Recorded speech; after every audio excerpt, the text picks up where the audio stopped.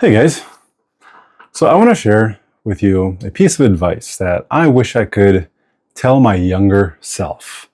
So I'm 45 years old now. I've been married for a little over 20 years, and I've got three children, ages 13, 8, and 5. And I've lived on three different continents my adult life: USA, North America, Swaziland, Africa, and now Montenegro in Europe. Everywhere I've been, I've learned that in relationships and dealing with people, whether it's the people you live with or your neighbors and people you work with, if you're just are able to read between the lines in a good way. Now, I'm not talking about assuming the worst in people. I'm talking about giving people the benefit of the doubt and reading between the lines and trying to understand what's not being communicated. For example, early on in my marriage, maybe the first 5 years, which were pretty rough, and maybe up until the 10-year mark, I got better at this. But in those first 5 years, I remember seeing my wife and wondering, why is she all of a sudden upset or down or emotional? And I would observe this, and I would ask her point blank, "Hey, honey, what's wrong?" The answer was, "Nothing, I'm fine." And my engineering brain took that input and said, "Okay, nothing's wrong, she's fine, let's carry on." And I would take her for her word. And I never realized, why would she either lie or not talk about what's really going on? And if I press, I feel like I would just receive resistance. But then later on, maybe after that 10-year mark, by now in my 30s and a little wiser and less dumb, I was able to read between the lines and read the air of what's going on. I can say, like, what is going on in my wife's life right now? Is there something that I did? Maybe something I didn't do. Maybe something I said. Maybe something I didn't say. I'm trying to cover my bases. And then when you introduce children into the world, is this something that they did or didn't do? Something they said or didn't say? Maybe it's something else going on that I just don't know, but I'm racking my brain on what else could it be, so that I don't approach my wife with a question, "What's wrong?" Because that's not a right question to ask. Nobody likes to be put in a corner under lights on interrogation saying, "What's wrong with you?" Because that's how they're sort of interpreting it. But rather, if I see my wife not doing well, I can approach her.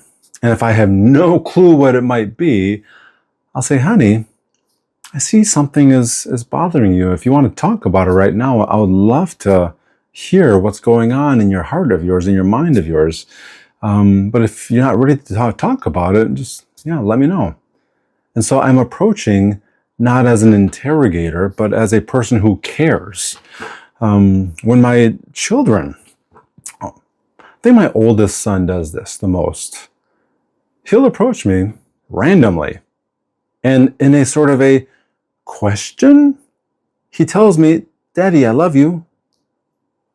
And he's waiting for me to respond with an "I love you too." And I used to think that was just odd. I'll tell him, "Yeah, I love you too."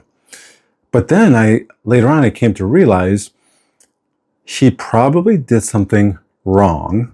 And now he's wondering, am I going to be angry? Am I going to stop loving him? Am I going to punish him or give him consequences for his wrongdoing, his misbehavior?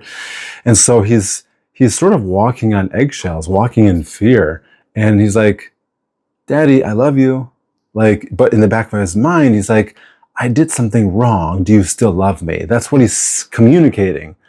And so when he says that sort of a question to reaffirm my love for him, I'll say, "Son, I always love you. And sometimes we make mistakes. Sometimes we do things that were wrong." I said, "You can always share with me. You have freedom.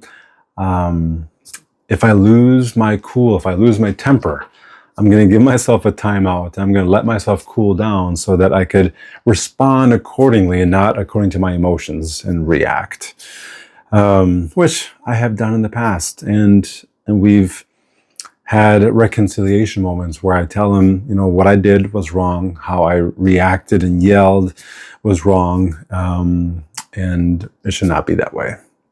I'm sorry, do you forgive me for that? That kind of thing. But next time somebody tells you something, whether it's nothing's wrong, I'm fine, or asking for affirmation, you can look into it in a good way and say, what are they really trying to communicate? Are they trying to communicate maybe fears that you can help, dissolve a little bit? Maybe they give subtle hints and cues of something that brings them joy. Yesterday, we celebrated Father's Day, and my wife had the kids write up these little Daddy Father's Day cards. So some of these cards list out ways they feel loved by Daddy. And some of them include when you snuggle with me at bedtime, when you wrestle with me. I love when we go on special adventures when Mommy isn't home. These were not subtle hints and little clues, but very direct ways of how they feel loved by me. And so that encourages me to, what? Snuggling with them for a few minutes is a huge act of love for them. They may not communicate it except maybe once a year, but they love it. Or going on adventures, or I think one of them said, going to the library together. Just doing things together with Daddy, right? My wife, the other day, she mentioned on how she had so many things to do. And it wasn't a honey-do list for me. It was just things that were on her plate. And then she went away with a couple of her lady friends. And as I was going through the house, I had time to sit down and watch TV or pull up my cell phone and or read a book, do anything I wanted. But I walked around and I saw the pile of, let's say, couch cushions that needed to be put back into their pillow casings. I was like, I could do that. What could go wrong? Anyway, nothing went wrong. I put them in there, took maybe 5 or 10 minutes, and I put the cushions back. And then I noticed the wreath on the front door was out of season.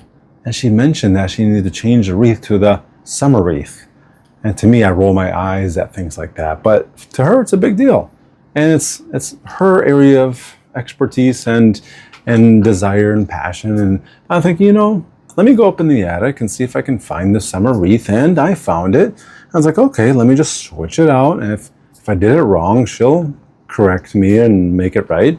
But anyway, I did that. And then later that night, she comes home and she notices the seat cushions fixed and the wreath changed. And she was so appreciative that I picked up on some of her stresses and I decided to help and relieve some of her stresses. So this principle of considering others, like what they're going through, what they're not communicating, or what they're subtly communicating, to me, I've grown to a level of maturity to the point where, is there something I can do because of this? Is there something they're not saying? Is there something that because if I ask her, what can I do to help? She probably won't rattle off things to help her. Really, she might just want to keep me busy, like go cut the grass, which is fine. I do that. Or if the kids, saying, how can I best love you right now? They might say, just buy me ice cream, right? Or just, yeah. But the challenge is, even when you're walking past your neighbor or you see somebody you work with, put yourself in their shoes, walk a mile in their shoes and see what they're going through so that you can be more considerate of how you can show care and kindness to them. There is a verse in the Bible that I've been actually stemming all this from. It comes from Philippians chapter 2, verse 4. And it says, do not merely look out for your own personal interests, but also for the interests of others. And so this biblical principle, I wish I had applied it more and more in my life earlier on in our marriage and in parenting. But when I consider the interests of my wife and kids and people in my circle of influence, things are so much better. Relationships are so much smoother. If there is something that needs to be cleared in the air, it gets cleared.